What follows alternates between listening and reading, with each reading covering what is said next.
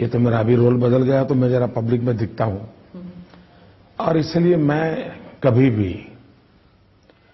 चुनाव को संख्या में आकलन नहीं करता हूं। पर जीतने के लिए तो इतना नंबर नंबर और इतना नंबर ऐसा कभी आकलन नहीं करता हूं।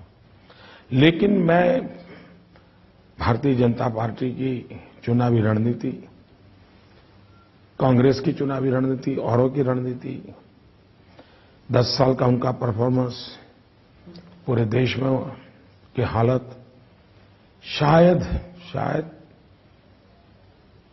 कांग्रेस के इतिहास में ये सबसे बुरा चुनाव होगा कांग्रेस के जीवन का। Worst performance. और आपका बेस्ट परफॉर्मेंस होगा? और भारतीय जनता पार्टी का और एनडीए का उसके पूरे इतिहास का सबसे उत्तम परफॉर्मेंस होगा। It was the best performance. तो ये जो बीजेपी की लहर है या जो मोदी लहर जो सब कह रहे हैं, ये it has to be from the cow belt जो कहते हैं ना, जो यूपी बिहार, कहते हैं कि दिल्ली का रास्ता यूपी से होता हुआ जाता है। क्या इसी कारण से आपने कॉन्स्टिट्यूएंसी वाराणसी चुना था? पहली बात है कि मैं लोकसभा लड़ूं या न लड़ूं, यहां से लड़ूं या वहां से लड़ूं, एक लड़ूं या 2 लड़ूं, ये कोई निर्णय न मैंने सोचा है न मैंने किया है। ये सारे निर्णय भारतीय जनता पार्टी करती है, इलेक्शन कमेटी करती है, पार्लियामेंट्री बोर्ड करता है, और मैं संगठन का कार्यकर्ता हूं। जब जिस समय जो काम दिया जाता है वो मैं करता रहता हूं। तो आप 2 कॉन्स्टिट्यूएंसी से अब लड़ रहे हैं, तो लॉयल्टी कहां पे होगी? आप छोड़ेंगे कौन सा? क्योंकि ओपिनियन पोल्स के मुताबिक आप दोनों जगह जीतने वाले हैं, तो एक को तो छोड़ना पड़ेगा। पहली बात है कि मेरी लॉयल्टी 125 करोड़ जनता के लिए होगी, पूरे हिंदुस्तान के लिए होगी। और दुनिया में कहीं हम रास्ते में जाते हैं और कोई पानी भी पिला देता है तो जीवन भर उस ऋण चुकाने की हमारी मन की इच्छा रहती है। पर तो गुजरात का तो ऋण आपने चुका दिया। मुझे जहां से भी प्यार मिलता है, जितना प्यार मिलता है, उसको सवाया गुण का करके वापस करना, ये मेरे संस्कार है। तो आपने गुजरात का ऋण तो चुका दिया, आपने वो संस्कार आपका तो हो गया, तो बड़ौदा वडोदरा को आप छोड़ देंगे? छोड़ना या रखना ये जनता के मिजाज पर निर्भर करेगा। अच्छा। मेरी पार्टी की रणनीति पर निर्भर करेगा। लेकिन चुनने के बाद मैं सबका रहता हूं, सबके लिए रहता हूं, और सबके लिए काम आना, इसी प्रकृति से काम करता हूं। आप प्रधानमंत्री कैंडिडेट है, तो अगर आप कह रहे हैं कि बेस्ट परफॉर्मेंस होगी, तो आप तो दिल्ली शिफ्ट हो जाएंगे। गुजरात किसके हाथ करेंगे आप? कोई न कोई भारतीय जनता पार्टी का कार्यकर्ता होगा। आपने अभी जीरो इन नहीं किया? मोदी नहीं कर सकता। भारतीय जनता पार्टी एक संगठन है, वहां चुने हुए विधायक हैं, वहां इलेक्शन कमेटी है, वहां पार्लियामेंट्री बोर्ड है, सेंट्रल लीडरशिप है, सब मिलकर के तय करते हैं आगे गुजरात को कैसे चलाया जाएगा। जी, मैं पिछले हफ्ते वाराणसी में थी और वहां के लोग और ओपिनियन पोल्स भी यही कहते हैं कि मोदी जी की जीत तो निश्चित है, बस मार्जिन के बारे में बात होती है। लेकिन वहां वाराणसी में जो मुस्लिम समुदाय हैं, उनमें थोड़ा बहुत खौफ है, डर है कि अगर मोदी जी प्रधानमंत्री बनते हैं तो जो हिंदुत्व का एजेंडा है वो आपके कार्यकर्ता उन पर जबरदस्ती लागू करेंगे, तो उनका फियर्स जो है वो, इज इट लेजिटिमेट? पहली बात है, मैं बनारस में किसी को हराने के लिए नहीं जा रहा हूं। किसी को हराना ये मेरा मकसद नहीं है। मैं बनारस की जनता के दिलों को जीतने के लिए जा रहा हूं। मेरी प्राथमिकता है उनके दिलों को जीतना, और एक बार जैसे ही जाऊंगा, जैसे ही लोगों को मिलूंगा, और जैसे ही वो मुझे रूबरू में जानेंगे, not through media, not through my opponents, सीधा सीधा जब मोदी को जानेंगे तो वो लोग मुझे इतना प्यार करेंगे, उतना प्यार करेंगे जितना शायद उन्होंने अब तक किसी राजनेता को नहीं किया होगा। पर आपके ओपोनेंट्स आपसे पहले वहां पहुंच गए हैं। Kejriwal ji has already reached Varanasi और वो अपने आप को एक एनार्किस्ट कहते हैं, लेकिन वहां पे वो सीधा सीधा मोदी जी पर अटैक कर रहे हैं। तो आपका कैसे स्ट्रैटेजी या कैसे होगी आपकी वहां पर जब आप पहुंचेंगे? मैं नहीं जानता हिंदुस्तान में कोई ऐसा स्ट्रैटेजिस्ट होगा जो टीवी के सामने स्ट्रैटेजी बताए। अच्छा, ठीक है। वाराणसी की जब बात करते हैं तो let's talk about Uttar Pradesh.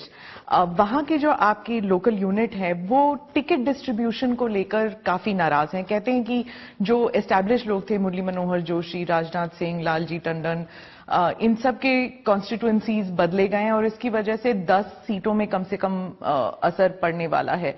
तो क्या आप मानते हैं कि शायद गलती होगी कहीं पे इनकी टिकट डिस्ट्रीब्यूशन पर? मैं समझता हूँ ये विषय 1 महीने पुराने डिबेट का विषय था। अब तो गंगा में पानी बहुत बह चुका है। पर ये अपहिल बैटल हो गया है ना उनके लिए? ऐसा बिल्कुल नहीं है।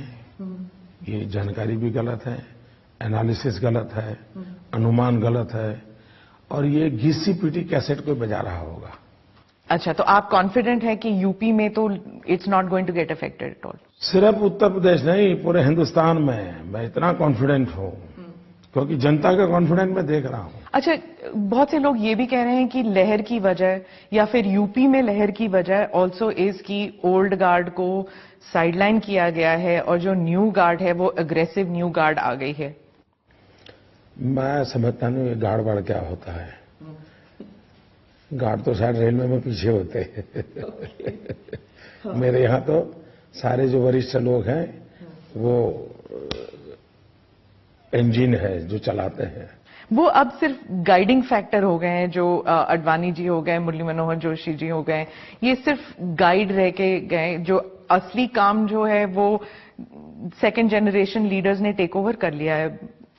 टेक ओवर वगैरह होता नहीं है, लेकिन ये सही है कि उन्हीं के गाइडेंस में करते हैं। अपने अपने उम्र से अपने अपने क्षेत्र के हिसाब से लोग काम करते हैं, लेकिन मार्गदर्शन तपे तपाए नेतृत्व के पास ही है, वरिष्ठ नेतृत्व के पास ही है। मार्गदर्शन भी उन्हीं का है। जी, ये मोदी लहर हमने we talked about it in North India, लेकिन दक्षिण में वो लहर वो इतना असर नहीं दिखा रहा अभी। क्या देयर वाज अ प्रॉब्लम कि आपने प्री पोल अलायंसेस शायद उसमें गलती कर दी, इसलिए वो लहर नहीं हो पा रहा जैसे नॉर्थ इंडिया में हुआ है? पहली बात यह है कि हमारे देश में एक परसेप्शन प्रोसेस इतना लंबा चलता है और लोगों को उसमें से बाहर उभरते उभरते शायद उनकी जिंदगी पूरी हो जाती है। हमारे देश में एक गलत परसेप्शन बना हुआ है और मैं चाहूंगा कि पॉलिटिकल पंडित, मीडिया के लोग अब ये पुराने घिसे पिटी सोच से बाहर निकले। जैसे जनसंघ में कहा जाता था उस जमाने में कि बनिया ब्राह्मण की पार्टी है, कभी कहा जाता था एक काऊ बेल्ट की पार्टी है, कभी कहा जाता था ये हिंदी बेल्ट की पार्टी है, कभी कहा जाता था ये शहरी पार्टी है। ये सारी चीजें जिनके दिमाग जो नया पढ़ते नहीं है, सोचते नहीं है, वही पुरानी लाइब्रेरी से चीजें निकाल निकाल करके घूमते रहते हैं। क्यों हुआ? बिकॉज सीट की वजह से ना, सीट एलोकेशन वही थी। मैं अपना पूरा कर लूं। जी जी जी। आप अगर देखेंगे एनालिसिस, गुजरात हिंदी भाषी प्रांत नहीं है, 25 साल से हमारी सरकार है। गोवा हिंदी भाषी नहीं है, हमारी सरकार है। कर्नाटक साउथ में हमारी सरकार है। उड़ीसा में हम सरकार में पार्टनर थे। तमिलनाडु, आंध्र में किसी जमाने में हम पार्टनर थे। हम तमिलनाडु में कभी पार्टनर थे। हम कश्मीर में भी थे, हम कन्याकुमारी में भी थे। तो ये परसेप्शन बना हुआ है, रियलिटी नहीं है। आज भारतीय जनता पार्टी गांव की पार्टी है, किसान की पार्टी है, पिछड़ों की पार्टी है। उत्तर, दक्षिण, पूर्व, पश्चिम हिंदुस्तान के सभी चौराहे पर खड़ी हुई पार्टी है और चुनाव में भी इन दिनों हम हर जगह पे परफॉर्म कर रहे हैं। तीसरी बात है पहले लोग कहते थे बीजेपी अछूत है, कोई आता नहीं है, अनटचेबल है, ज्यादा से ज्यादा शिवसेना अकाली दल से। पहली बार हिंदुस्तान के इतिहास में प्री पोल अलायंस किसी एक दल का 25 पॉलिटिकल पार्टियों के साथ हुआ है, तो हिंदुस्तान के इतिहास में पहली घटना है। Pre poll alliance with 25 political parties, ये अनप्रेसिडेंटेड है। पर फिर आपने जयललिता के साथ क्यों नहीं प्री पोल? ये तो सब सोच रहे थे कि ये ऑटोमेटिक प्री पोल अलायंस है, जैसे कि पंजाब में आपने एसएडी के साथ किया, महाराष्ट्र में यू हैव शिवसेना, ये तो एवरीबडी थॉट, वो तो आपकी स्वेरिंग इन सेरेमनी तक आई थी, और अब इतनी तीखी आलोचना आप भी कर रहे हैं, वो भी कर रहे हैं, ये फिक्स्ड मैच लग रहा है मेरे को। अभी तक तीखी आलोचना नहीं हुई है जी। और लोकतंत्र में हर किसी को अपनी बात अपनी जुबान से अपने तरीके से बताने का हक होता है। जी। भारतीय जनता पार्टी को भी है और भी पॉलिटिकल पार्टियों को है, वो अपना काम करते हैं। नहीं, बट आपके तो you had very good personal relations also with Jayalalithaa, और वो तो आपकी स्वेरिंग इन सेरेमनी जैसे मैंने कहा, फिर उनको वो कल के स्पीच पे देख लीजिए, इतनी स्ट्रांग स्पीच कि आपको हर हालत में हराना है, और आपने कहा एआईएडीएम को हर हालत में हराना है, कैसे हो गया ये? मैं राजनीति में रत्ती भर भी छुआछूत में विश्वास नहीं करता हूं। वो तो पोस्ट पोल अलाउंस हो सकता है फिर उनके साथ। मेरी बात पूरी कर लो जी। मैं राजनीति में छुआछूत में जरा भी विश्वास नहीं करता हूं। हमारे कितने ही गौर विरोधी क्यों न हो, व्यक्तिगत स्तर पर मित्रता ये लोकतंत्र की ब्यूटी है।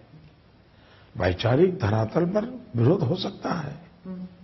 अब आपने देखा होगा शरद पवार मेरी तीखी से तीखी आलोचना करते हैं, मैं भी राजनीतिक स्तर पर बहुत तीखी आलोचना करता हूं, लेकिन व्यक्तिगत तौर पर मेरे उनसे बहुत अच्छे संबंध है। वो भी नहीं नकारते हैं, मैं भी नहीं नकारता हूं। जयललिता जी के साथ मेरे उतने ही अच्छे संबंध हैं, न वो मैं नकारते हैं और न मैं नकारता हूं। इवन इन कांग्रेस इतने दिग्गज लोग हैं जिनका मेरा इतना प्रेम और स्नेहपूर्ण संबंध है। लोकतंत्र कोई दुश्मनी थोड़ी होती है, प्रतिस्पर्धा होती है और वैचारिक एक आंदोलन होते हैं, और इसलिए छुआछूत की राजनीति कभी भी लोकतंत्र को बल नहीं देती है। विच मीन्स कि आंध्र प्रदेश में अभी तक आप टीडीपी के साथ हैं, लेकिन आप जगन के साथ, टीआरएस के साथ भी अलायंस कर सकते हैं वैचारिक। I mean none of them are political untouchables BJP के लिए। मैं मानता हूं कि आपका जो सॉफ्टवेयर है ना, वो कुछ और काम कर रहा है। नंबर सोच रही हूं मैं कुछ और बोल रहा हूं।